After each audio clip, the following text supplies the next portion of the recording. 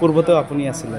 যিয়ে নহওক যোৱা 29 ডিচেম্বৰ 2024 মোৰ সাধাৰণ নিৰ্বাচন হোৱাৰ পিছত 31 তাৰিখত আমি যেতিয়া কাউণ্টিং হয়, হয়তো আমাৰ অফিচিয়েলিভাৱে অলপ প্ৰচিডিং লেট হোৱাৰ কাৰণে আমি যোৱা 10 তাৰিখ আমাৰ মিটিংখন মাতি দিছিল। 11 তাৰিখত আমাৰ এখন নতুন সমিতি হৈছিল, মোক জনাইছিল, কিন্তু আচলতে নতুন বাইল' মতে 7 দিন আগত জাননী দিব লাগে।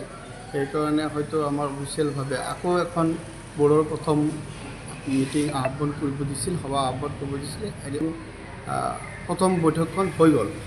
যোৱা সভাতো মোক সভাপতি হিচাপে আমাৰ সঞ্চালক মণ্ডলীয়ে প্ৰস্তাৱ আৰু সমৰ্থনৰ মাজত কৰিছিল। আজিও সৰ্বসন্মতিক্ৰমে মোক সভাপতি হিচাপে আৰু ৰফিকুল ইছলামক উপসভাপতি হিচাপে প্ৰস্তাৱ সমৰ্থন সৰ্বসন্মতিক্ৰমে কৰিছিল। যিহেতু যোৱা সভাতো আপোনালোকৰ সভাপতি হিচাপে দায়িত্ব দিছিলে, কিন্তু সেই সভাখনত কিবা আইন উলংঘ কৰা হৈছিল নেকি, যাৰ ফলত আজি আকৌ সেইটো মই ইমান জ্ঞাত নহয়, কিন্তু আগৰ একমতে 7 দিনৰ ভিতৰত হ'লে হয়। কিন্তু পিছত দেখা গ'ল যে যিটো এডপ্ট হৈছিল মডেল বাইল' এডপ্ট হৈছিল, আমাৰ প্ৰতিপক্ষই আবেদন জনোৱাৰ কাৰণে যে ইহঁতৰ সময় কম হৈছিল, সেইকাৰণে আকৌ আমি এখন সভা মাতি প্ৰথম বৈঠকখন আজি হৈ গ'ল 30 জানুৱাৰী। আৰু এই 30 জানুৱাৰীতো মোক সভাপতি হিচাপে সৰ্বসন্মতিক্ৰমে, সিদিনা হয়তো 10জনে কৰিছিল, আজি সৰ্বসন্মতিক্ৰমে মোক সভাপতি হিচাপে দায়িত্ব দিছে। মানে আজি কোনো ৰাইজৰ ফালৰ পৰা বা আপোনালোকৰ সমিতিৰ ফালৰ পৰা কোনো ধৰণৰ বিসংগতি অহা নাই? নাই।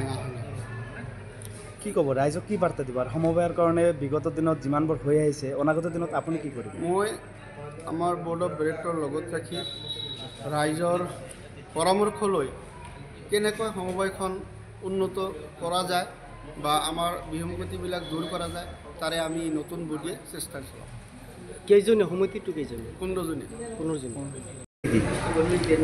বিসংগতি হিচাপত মই একো নাজানো। অটল অফিচিয়েল মেটাৰ অফিচৰ পৰা যি কয় সেইটোৱে কোনো মই কাম কৰিব লাগে।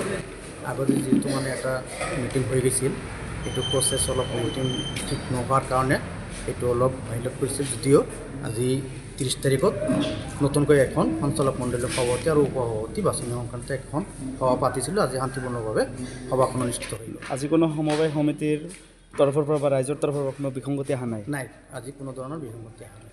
কি ক'ব, অনাগত দিনত আপোনালোকে আছিলে, এতিয়া ধৰক আপোনাৰ লগত যিখন সভাপতি হৈ আহিছে, অনাগত দিনত ৰাইজৰ কাৰণে সমবায়খন লৈ কি কৰিব?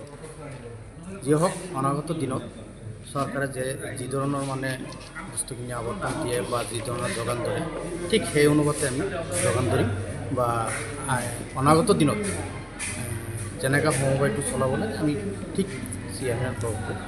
নৱনিৰ্বাচিত সভাপতিজনৰ নাম কি? মছৰুদ্দিন আহমেদ। সৰ্বমুঠ সমিতি কিমান জনাব?